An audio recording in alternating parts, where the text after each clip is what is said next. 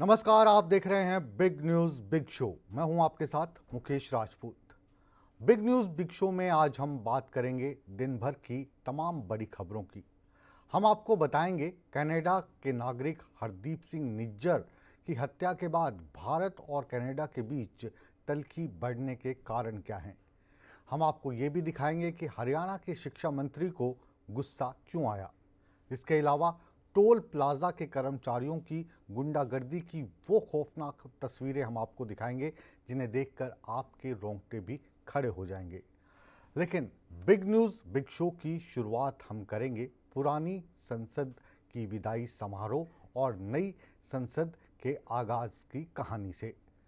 देश को आज नया संसद भवन मिल गया है। पुरानी संसद की तमाम यादों को लेकर विपक्ष या पक्ष दोनों ही सांसद आज काफ़ी भाव विभोर हुए।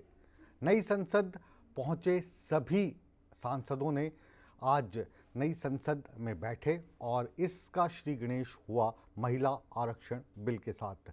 आज पूरे दिन में संसद भवन को लेकर, महिला आरक्षण बिल को लेकर क्या क्या गहमा गहमी रही, ये है हमारी बिग न्यूज़ बिग शो की पहली बिग रिपोर्ट।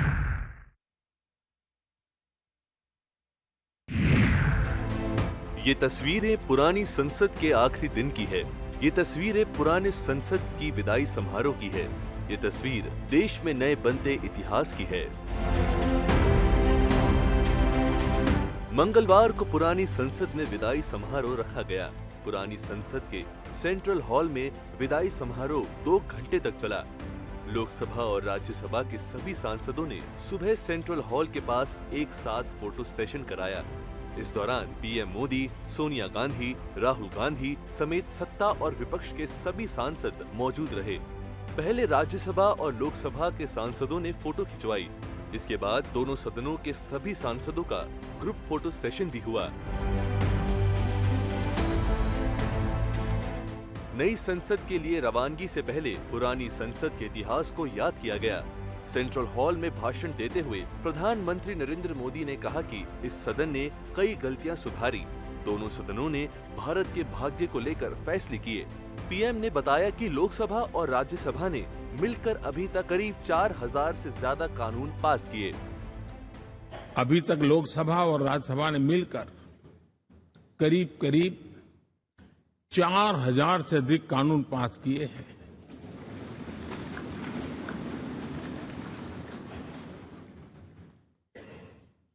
और कभी जरूरत पड़ी तो ज्वाइंट सेशन के माध्यम से भी कानून पारित करने की दिशा में रणनीति बनानी पड़ी और उसके तहत भी दहेज रोकथाम कानून हो, बैंकिंग सर्विस कमीशन बिल हो, आतंक से लड़ने के लिए कानून हो, ये संयुक्त सत्र में पास किए गए हैं, इसी गृह में पास किए गए। प्रधानमंत्री नरेंद्र मोदी ने पुरानी संसद के अहम फैसलों का भी जिक्र किया। पीएम ने कहा कि ये सदन आर्टिकल 370, 3 तलाक, जीएसटी जैसे बड़े फैसलों के लिए याद रखा जाएगा। उन्होंने पुरानी बिल्डिंग का नाम संविधान सदन रखने का प्रस्ताव रखा। आर्टिकल 370 हटाने से लेकर वो विषय ऐसा रहा जो शायद ही कोई दशक ऐसा होगा कि चर्चा न हुई हो, चिंता न हुई हो और मांग न हुई हो। आक्रोश भी व्यक्त हुआ, सभागृह में भी हुआ, सभागृह के बाहर भी हुआ। लेकिन हम सबका सौभाग्य है कि हमें सदन में आर्टिकल 370 से मुक्ति पाने का, अलगाववाद,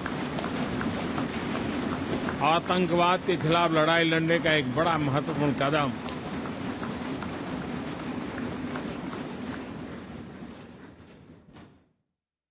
और इस महत्वपूर्ण काम में माननीय सांसदों की, संसद की बहुत बड़ी भूमिका है। जम्मू कश्मीर में इसी सदन में निर्मित हुआ संविधान हमारे पूर्वजों ने दिया हुआ वो महामूल्य दस्तावेज जम्मू कश्मीर में लागू करते हैं तो इस मिट्टी को प्रणाम करने का मन करता है। प्रधानमंत्री ने देशवासियों को भरोसा दिलाया कि देश जल्द ही दुनिया की तीसरी बड़ी अर्थव्यवस्था बनेगा। आज भारत 5वीं अर्थव्यवस्था पर पहुंचा है, लेकिन पहले 3 में पहुंचने के संकल्प के साथ बढ़ रहा है।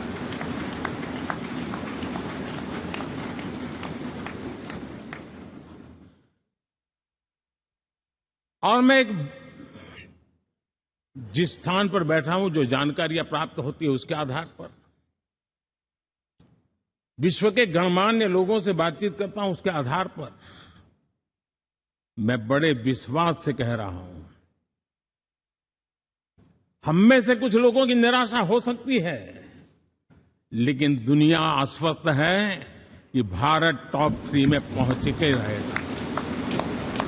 एक तरफ प्रधानमंत्री की अगुवाई में पूरा मंत्रिमंडल नए संसद भवन के लिए रवाना हुआ। ब्यूरो रिपोर्ट, सूर्या समाचार।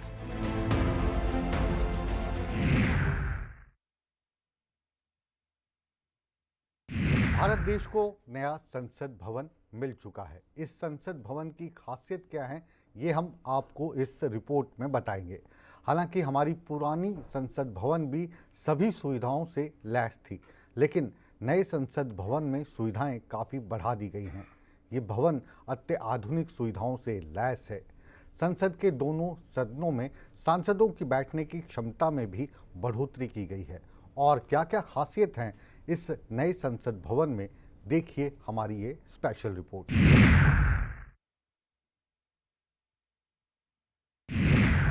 देश के नए संसद भवन की नींव 10 दिसंबर 2020 को रखी गई थी, जिसका उद्घाटन प्रधानमंत्री नरेंद्र मोदी ने 28 मई को किया था। नए संसद भवन का निर्माण टाटा प्रोजेक्ट्स ने रिकॉर्ड समय से पहले ही कर लिया था। ये केंद्र की सेंट्रल विस्टा पुनर्विकास योजनाओं का एक हिस्सा था। इन तस्वीरों में आप नए संसद भवन की खूबसूरती का अंदाजा लगा सकते हैं। अंग्रेजों के जमाने में बना संसद भवन अब इतिहास के पन्नों में दर्ज हो चुका है और ये नया आलीशान पार्लियामेंट देश की नई पहचान बनेगा। ऐसे में हम आपको नए संसद भवन की खासियत बताने जा रहे हैं। नए संसद भवन का डिजाइन त्रिकोण आकार का रखा गया है। 64,500 वर्ग मीटर में नया संसद भवन होगा। ये 4 मंजिला इमारत है।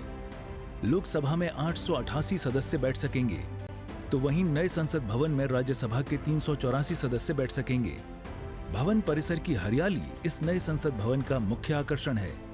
प्राकृतिक रोशनी की कोई कमी नहीं होगी। हर कामकाज के लिए अलग कमरे होंगे। दफ्तर हाईटेक सुविधाओं से लैस होगा। महिलाओं के लिए लाउंज है। वीआईपी लाउंज की भी सुविधा है। नए संसद भवन में पुस्तकालय भी होगा। कई समिति कक्ष भी होंगे। भोजन क्षेत्र होगा। इसके अलावा नए संसद भवन में पार्किंग के लिए पर्याप्त जगह होगी। अब नए संसद भवन में कामकाज शुरू हो चुका है। नया संसद बनाने में करीब 1200 करोड़ रुपए का खर्च आया है। कुल मिलाकर संसद का नया भवन भारत की गौरवशाली लोकतांत्रिक परंपराओं और संवैधानिक मूल्यों को और समृद्ध करने का काम करेगा। ये इमारत अत्याधुनिक सुविधाओं से लैस है, जो सदस्यों को अपने काम को बेहतर ढंग से करने में मदद करेगा। सूर्या समाचार के लिए दिल्ली से विनय सिंह की रिपोर्ट।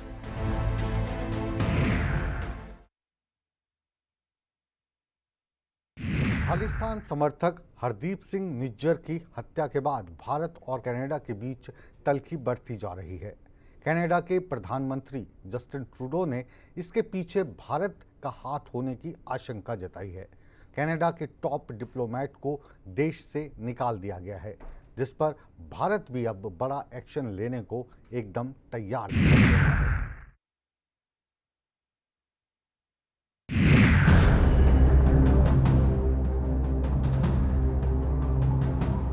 कनाडाई नागरिक और खालिस्तानी आतंकी हरदीप सिंह निज्जर की हत्या को लेकर भारत और कनाडा में तनाव बढ़ता जा रहा है। दोनों देशों के रिश्तों में तल्खियां पैदा हो गई हैं। हरदीप सिंह निज्जर की हत्या का कनाडा ने भारत पर शक जताया है। इस हत्याकांड को लेकर कनाडा के प्रधानमंत्री जस्टिन ट्रूडो ने बड़ा बयान दिया है। जस्टिन ट्रूडो ने कहा कि देश की सुरक्षा एजेंसियां भारत सरकार और खालिस्तानी आतंकी हरदीप सिंह निज्जर की हत्या के बीच के कनेक्शन की जांच करने में जुटी हैं। ट्रूडो ने कहा कि कनाडा के नागरिक की उसी की सरजमी पर हत्या में किसी अन्य देश या विदेशी सरकार की संलिप्तता बर्दाश्त नहीं की जाएगी। उन्होंने कहा कि ये उनकी संप्रभुता का उल्लंघन है जो पूरी तरह से अस्वीकार्य है। Over the past number of weeks, Canadian security agencies have been actively pursuing credible allegations of a potential link between agents of the government of India and the killing of a Canadian citizen, Hardeep Singh Nijjar. प्रधानमंत्री Justin Trudeau के बयान के बाद Canada ने भारत के एक top diplomat को निष्कासित कर दिया। कनाडा ने इल्जाम लगाया कि भारतीय राजदूत हरदीप सिंह निज्जर की हत्या की जांच में दखल दे रहे थे। अब आपको बता दें कि हरदीप सिंह निज्जर है कौन जिसकी हत्या पर इतना विवाद हो रहा है। निज्जर खालिस्तान फोर्स का टाइगर फोर्स का चीफ था। कई सालों से कनाडा में रह रहा था। भारत विरोधी कामों को अंजाम दे रहा था। लॉरेंस बिश्नोई गैंग को हथियार और पैसे मुहैया करवाता था। भारत ने उसे को डेजिग्नेटेड टेररिस्ट घोषित किया था। एनआईए ने उस पर 10 लाख का इनाम भी घोषित कर रखा था। हाल ही में G20 के दौरान भारत और कनाडा के प्रधानमंत्री के बीच द्विपक्षीय वार्ता हुई थी। इस वार्ता में पीएम मोदी ने कनाडा में चरमपंथी तत्वों की ओर से जारी भारत विरोधी गतिविधियों को लेकर भारत की चिंताओं से उन्हें वाकिफ कराया था। बहरहाल अब निज्जर की हत्या को लेकर दोनों देशों के बीच तलखी बढ़ गई है। ब्यूरो रिपोर्ट, सूर्या समाचार। हरियाणा में कई बार बिजली व्यवस्था चरमरा जाती है। इसका एक नमूना सोमवार को देखने को मिला, जिसे देखकर कैबिनेट मंत्री कंवरपाल गुज्जर गुस्से में आ गए। क्या है पूरा माजरा, ये देखिए हमारी आज की इस खास रिपोर्ट में।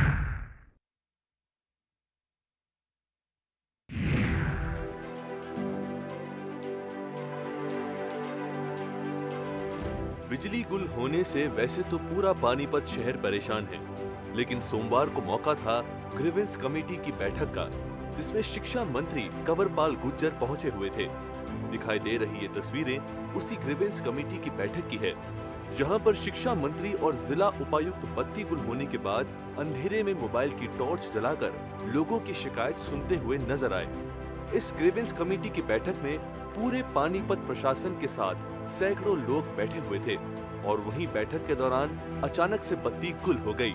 न सिर्फ बत्ती गुल हुई, बल्कि जिला प्रशासन की व्यवस्थाओं की पोल भी खुल गई, जहां बिजली के अचानक लगे कट से जिला प्रशासन के पास कोई ऑल्टरनेट बिजली का बैकअप भी नहीं मिला, जिसके चलते करीब 15 मिनट ग्रीवेंस कमेटी की बैठक अंधेरे में ही चलती रही।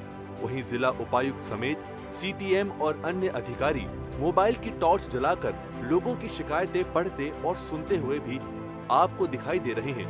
हालांकि इस दौरान जिला उपायुक्त वीरेंद्र धैया ने सेन को इस बारे में फटकार भी लगाई और उन्होंने अंधेरे में चल रही बैठक के बीच में पूछा कि XEN कहां है और XEN से पूछा कि बिजली कैसे भाग गई और भाग गई तो बैकअप क्यों नहीं रखा गया।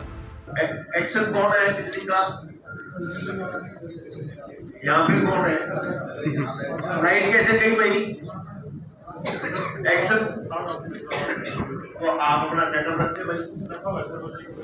वहीं जब बिजली करीब 5 मिनट तक नहीं लौटी तो XEN और ACC के पसीने छूटते हुए भी नजर आए और एक के बाद एक बिजली निगम में फोन किए गए और पूछा गया कि बिजली कैसे चली गई, लेकिन फोन करने का कोई भी फायदा नहीं हुआ। बिजली करीब 15 मिनट बाद आई। हालांकि बाद में पता चला कि बिजली निगम से सप्लाई लगातार जारी थी, लेकिन जिला सचिवालय से ही किसी वजह से बत्ती गुल हुई थी। सूर्या समाचार के लिए पानीपत से सुमित भारद्वाज की रिपोर्ट।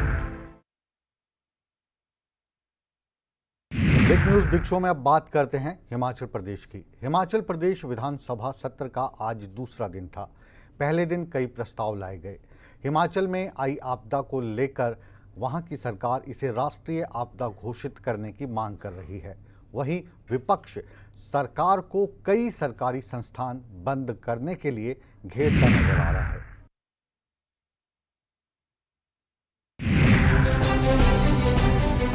आपदा के बाद हिमाचल विधानसभा का मॉनसून सत्र शुरू हो चुका है। सत्र का पहला दिन हंगामेदार रहा। पहले दिन सरकार की ओर से एक सरकारी संकल्प प्रस्ताव लाया गया। इस प्रस्ताव के जरिए हिमाचल की आपदा को राष्ट्रीय आपदा घोषित करने की मांग की गई। तो वहीं दूसरे दिन सदन में संस्थानों को बंद करने का मुद्दा भी जोरों से गूंजा।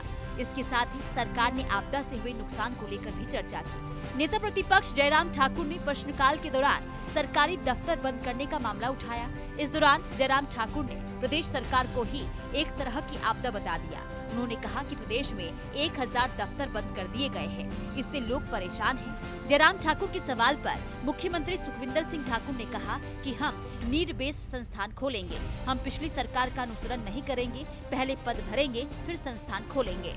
इस दौरान मुख्यमंत्री और नेता प्रतिपक्ष के बीच सदन में तीखी नोकझोंक देखने को मिली। जयराम ठाकुर ने कहा कि जो संस्थान खोले गए थे वो जनप्रतिनिधि की मांग पर खोले गए थे।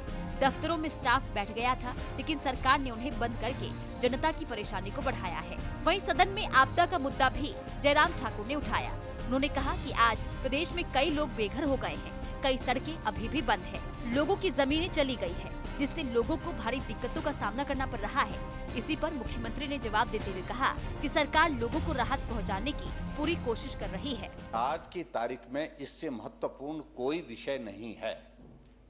सारा काम रोक करके चर्चा तुरंत शुरू करनी चाहिए इस सदन के अंदर। मैं समझता हूं ये बहुत बड़ी आवश्यकता है। आपने एक्सप्लेन किया, सरकार का प्रस्ताव आया है, मुख्यमंत्री जी स्टेटमेंट देना चाह रहे हैं। इस और उसमें बहुत अंतर है, स्पिरिट में बहुत अंतर है। विषय एक जैसा हो सकता है, लेकिन उसके बावजूद इस भाव और उस भाव में अंतर है बहुत ज्यादा।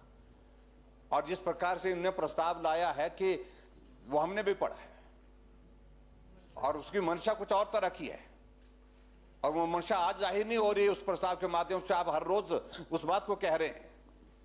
हमारा कहने का मतलब है, आज हजारों की संख्या में, जिस हिमाचल प्रदेश में एक भी व्यक्ति घर के बिना नहीं था, आज हजारों बेघर हो गए हैं।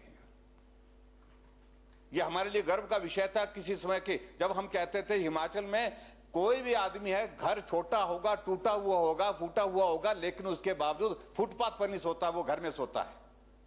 लेकिन आज हजारों की संख्या में लोग बेघर हो गए हैं, और ऐसी परिस्थिति आई है। मैं इसके लिए ये नहीं मैं बोल रहा हूं कि किसी को व्यक्ति को दोषी ठहरा रहा हूं, किसी सरकार को दोषी ठहराने की बात है। इसलिए आज 441 जो आंकड़ा माननीय मुख्यमंत्री जी ने इस माननीय सदन में जिक्र किया, अभी इतनी बड़ी जिंदगी चली, इतने लोगों की जिंदगी चले गई, उसके बावजूद भी हम नियमों की परिधि में इसको बांधने की कोशिश कर रहे हैं। ये आपदा नियमों की परिधि से हट करके है, और मुझे लगता है कि इसकी आज की तारीख में सबसे पहले सारा काम छोड़कर इस पर ही चर्चा होनी चाहिए। और जिस तरह से प्रस्ताव को मूव करने की कोशिश वहां सरकार की ओर से हुई है, उसमें भाव आपका हो सकता है, लेकिन भाव के साथ साथ में आपका उसमें दृष्टिकोण और भी है। उस बात को भी हम अच्छी तरह से समझते हैं, मैं उसका भी जिक्र नहीं करना चाहता हूं। हमें नहीं पता था कि 13 अगस्त को दोबारा आपदा आएगी, और 13 से 17 अलग आएगी, और 28 अगस्त को दोबारा आएगी, और अभी भी चलेगी। हमने पार्शली घर को 10,000 से बढ़ाकर 20 गुना, 5,000 मिलता है केंद्र सरकार, 20 गुना 1 लाख रुपए किया। और आपकी कंस्टिट्यूंसी में भी सबसे ज्यादा हमने वहां दिया। दूसरी बात, ये व्यवस्था परिवर्तन, आपने दौन की बात करें व्यवस्था। दूसरी बात आपको बता रहा हूं माननीय अध्यक्ष महोदय, अभी हम ये इंतजार कर रहे हैं, हमें चाहे सहायता मिले ना मिले, लेकिन हिमाचल के जो भी आपदा परिवार प्रभावित है, जिनका पूरा मकान टूट चुका है, जिनका पार्शली मकान टूट चुका है, इंदौरा और हमारा फतेहपुर में जिनकी फसलें नष्ट हो चुकी है, जिनके पशुधन को नुकसान पहुंचा है, अन्य क्षेत्रों और जिसके पास जगह है लेकिन घर बनाने के लिए वहां जगह नहीं है, ये सब चीजों के लिए माननीय रेवेन्यू मिनिस्टर की पूरे हिमाचल प्रदेश में ये 7 से 15 का है जो हमारा रिलीफ पैकेज हमारे रेवेन्यू मिनिस्टर जगन नेगी जी बना रहे हैं। उसमें आज तक जो हुआ है इस सदन में, उस सब की भरपाई हिमाचल प्रदेश की सरकार करेगी, सब लोग करेंगे। बता दें कि विपक्ष नियम 67 के तहत आपदा पर चर्चा के लिए स्थगन प्रस्ताव लाया था, जिसे स्पीकर ने खारिज कर दिया। वहीं नेता प्रतिपक्ष जयराम ठाकुर ने सरकार पर सदन में आपदा पर चर्चा से बचने का आरोप लगाया, जिसके बाद विपक्ष ने बीते दिनों सदन से वॉकआउट भी कर लिया था। पहले दिन मुख्यमंत्री ने सदन में प्राकृतिक आपदा प्रभावितों के लिए प्रदेश सरकार की एक विशेष राहत पैकेज लाने की भी घोषणा की।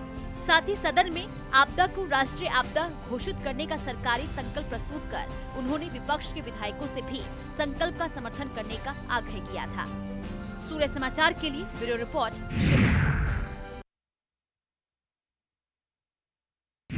टोल प्लाजा पर अक्सर गुंडागर्दी करने वाले और टोल कर्मियों की गुंडागर्दी की तस्वीरें आपके सामने आती रहती हैं। आज जो कहानी हम आपके सामने लेकर आए हैं ये सोनीपत की है। इस कहानी में आपको टोल कर्मियों द्वारा गुंडागर्दी की साफ साफ तस्वीरें नजर आएंगी। ये तस्वीरें देखकर आपके रोंगटे भी खड़े हो जाएंगे। पुलिस ने इस पूरे मामले पर एफआईआर दर्ज कर ली है और कई लोगों को गिरफ्तार किया है।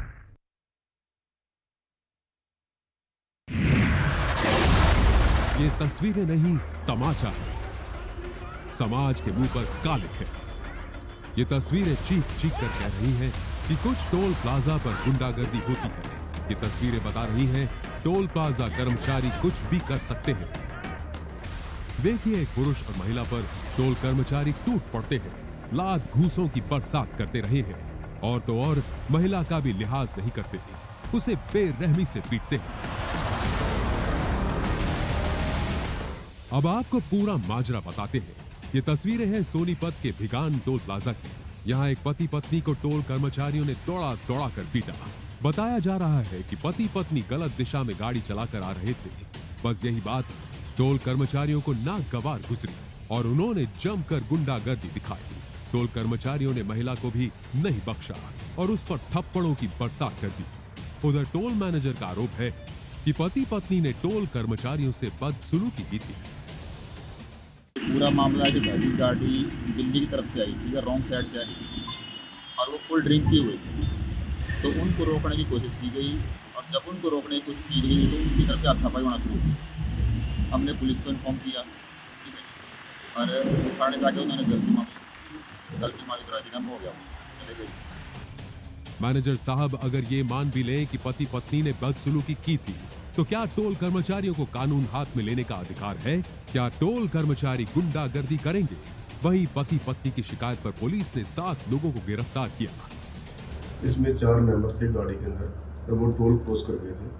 टोल क्रॉस करने के बाद उन्होंने उसी साइड से वापस गाड़ी आने लगी तो टोल कर्मचारियों को समझाया कि आप यू टर्न लेके इसमें आए और आप रॉन्ग साइड आ रहे हैं, जिस पे वो अपना इसके लिए हाथापाई के लिए उतारू हो गए और दोनों पक्षों में आपस में कहासुनी हो गई और हमारे पास इनकी सूचना मिली थी, लेकिन इनके बाद दोनों पार्टी का आपस में कॉम्प्रोमाइज हो गया था। बहरहाल गिरफ्तार आरोपी कर्मचारियों को जमानत पर छोड़ दिया गया, लेकिन इस घटना ने टोल कर्मचारियों को एक बार फिर उजागर कर दिया है और टोल कर्मचारियों की गुंडागर्दी एक बार फिर जग जाहिर हो गई है। सोनीपत से सनी मलिक, सूर्या समाचार।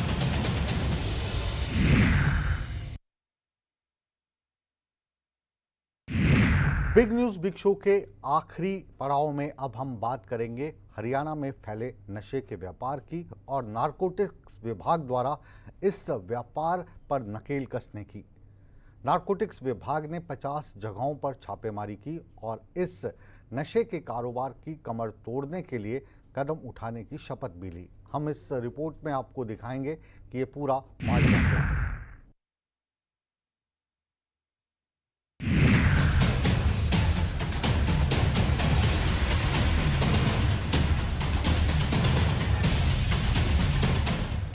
हरियाणा के नए डीजीपी ने नई शपथ ले ली है और अब नशे के सौदागरों की खैर नहीं होगी। हरियाणा के डीजीपी शत्रुजीत कपूर ने नशे पर नकेल कसने का आदेश दिया तो अब पुलिस भी प्रदेश को नशा मुक्त बनाने में जुट गई है और इस बड़े ऑपरेशन की शुरुआत सोनीपत से हुई है। सोनीपत पुलिस की नारकोटिक्स सेल ने नशे का व्यापार करने वाले सौदागरों के खिलाफ मुहिम छेड़ दी है। नारकोटिक्स विभाग ने पुलिस के साथ मिलकर सोनीपत में कई जगहों पर छापेमारी और नशा बेचने वालों के घर दबिश भी दी। पुलिस का कहना है कि हम सोनीपत शहर से नशे के व्यापार करने वाले सभी व्यापारियों पर शिकंजा कसने के लिए इस तरह का अभियान लगातार जारी रखेंगे ताकि सोनीपत शहर को नशा मुक्त बनाया जा सके। सोनीपत पुलिस के एसीपी क्राइम राहुल देव ने क्या कुछ कहा वो भी सुनिए। हमने सोनीपत को नशा मुक्त अभियान करने का अभियान चलाया हुआ है। इस संदर्भ में आज जो गंदा नाला आदर्श नगर है, वहाँ पे काफ़ी शिकायतें हमें पब्लिक से प्राप्त हो रही थी। आज हमने अपने सभी क्राइम यूनिट्स के साथ, डॉग स्क्वाड के साथ, मेरे नेतृत्व में वहाँ पे तलाशी अभियान चलाया और आइंदा भी ऐसे अभियान और भी चलते रहेंगे। ये हमारे संज्ञान में ये बातें आई हैं, जो ड्रग एडिक्ट्स हैं उनको हम जो डी एडिक्शन सेंटर्स हैं वहाँ पे भिजवाएंगे, और बाकी जो इस तरीके का नशा बेच रहे हैं, कोई केमिस्ट वगैरह है, हम सब चीज़ों को जो मॉनिटर कर रहे हैं और उनके लाइसेंस भी कैंसिल कराएंगे।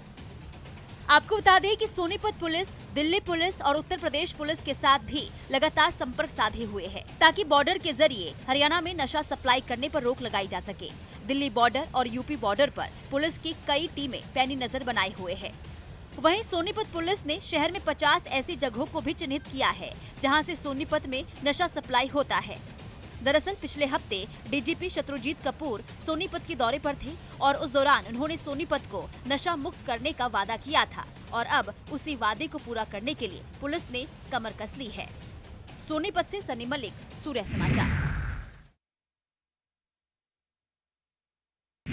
इसी के साथ बिग न्यूज़ बिग शो को अब विराम देने का समय आ गया है, लेकिन आप कहीं मत जाइए, बने रहिए हमारे साथ, क्योंकि बिग न्यूज़ बिग शो के बाद भी सूर्य समाचार पर खबरों का सिलसिला बस दस्तूर जारी है।